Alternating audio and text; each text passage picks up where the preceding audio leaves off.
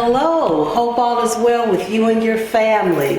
Thanks for joining our community conversation. And today we have a special guest, our community author, Chip Caviness. Hi, Chip. Hi, how you doing? CSC, huh? Yeah. Great.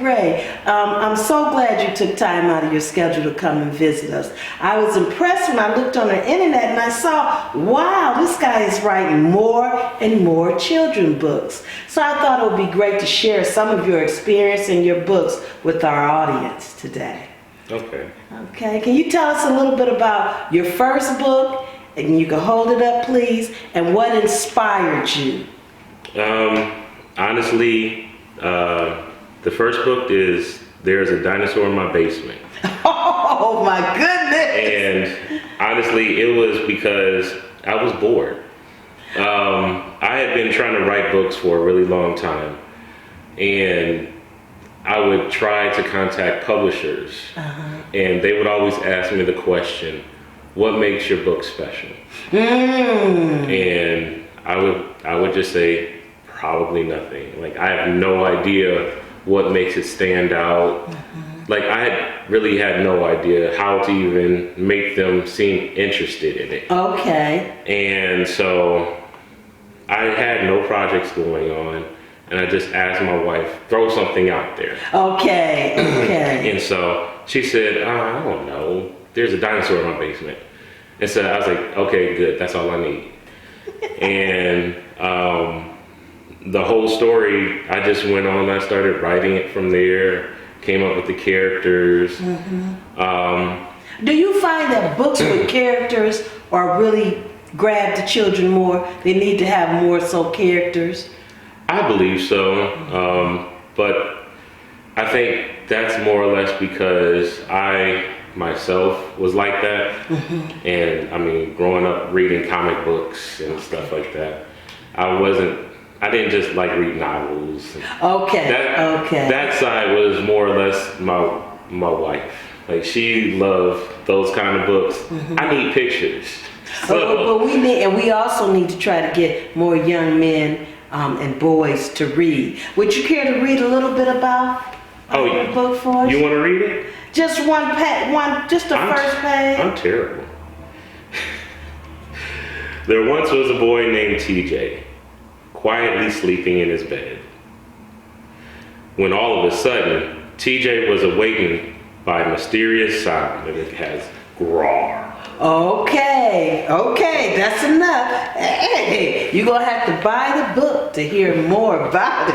And my wife tells me, though, she's like, don't read this to the kids. She's like, you're terrible. And so whenever we do readings, she's the one that does the readings. I illustrated it, I wrote it, like everything, and then she critiqued it. So nice. So she was the editor, and that's how we work together. A husband-wife effort. I really like that.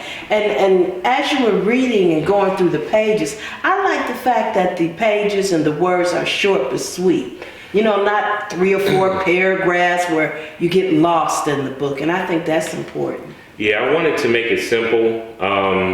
Really, what the idea was is that I see a lot of books relating to the Black experience. Yes. And then a lot of those books have a lot of female lead characters.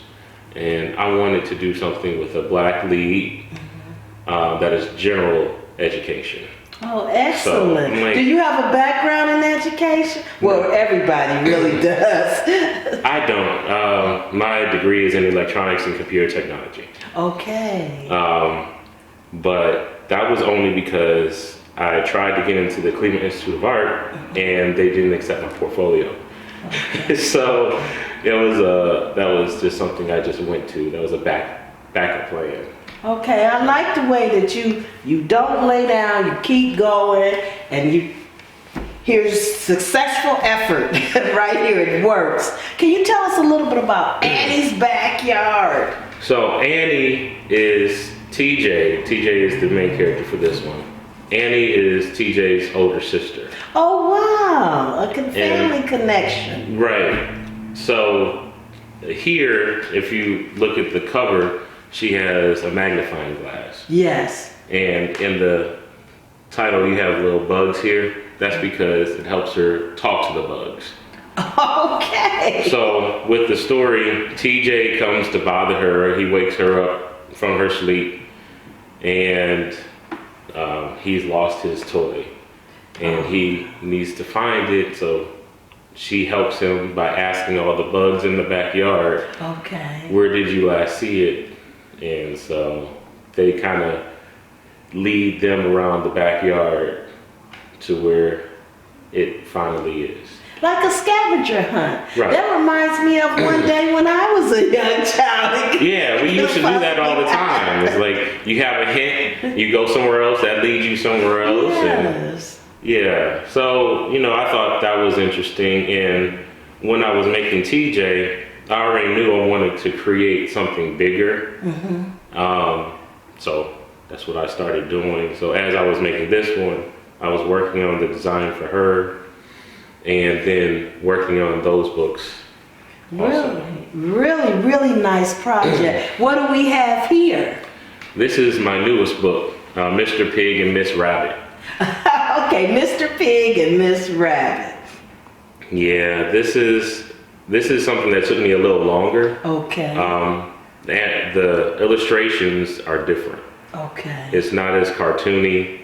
I wanted it to look older. Let's see. Could you give us a sneak preview? Yeah, this is the proof. This is. We just want to see a picture too. Oh. It looks a little different. It's a little washed out. Yes. And what I was looking at when I was thinking about that, I was thinking about the old Winnie the Pooh books and stuff, where it was just the line drawings and the cross hatching and stuff like that. That's how I started it, and then I kind of deviated from that to get this. And so the story is just a pig and a rabbit to the rest of the world don't belong together, but their friendship works for them. Okay, diversity. Right. On the farm. So I was going to take it a little deeper, but now I was like, that's getting a little too dark. Let me bring it back a little bit, because you can go so far into it. Yes. And I was like, if I did, I don't know if I would want to do that just like in one book. You could really break it down even more. But this one just kind of kept it on the surface level, because sometimes you don't want to traumatize somebody. Correct. You might be touching on some things. Yes. Especially in today's climate, like there's a lot of that, and you want them to feel good after they're reading that book, or at least address an issue that they may be having. And so, present time. When at the end you want there to be some resolution, even if it's another book. But with my stuff, I try to have resolution in the end. I like that. I like that. So, yeah. Now I'm at this end with these wonderful books. ABC with Friends. I really like it because it's simple and it's got the little eyeballs on top. And with the ABC and Friends, he goes through the alphabet. Everybody has a friend. The pictures are very vibrant. And to top it off, it comes with an activity book. How creative. I really like it. Tell me about the feel on the back. Oh, that's a little dark. But I like it because it sort of looks like a chocolate chip cookie. Yeah, so I've changed the logo since then. Okay. That's my old logo. Okay, well then we won't talk about it. So. But it's more of a representation of how I used to feel growing up. That's really what it was. And so like the mouth opening is me speaking even though people were trying to silence me. Okay. That's more or less what it is, but yeah. And you cannot silence an author. Well, I thank you for taking out the time to come and visit us. And the East Cleveland Public Library will be purchasing a summer Chip Caviness books. So look for us, come out, check some books out, and stay safe.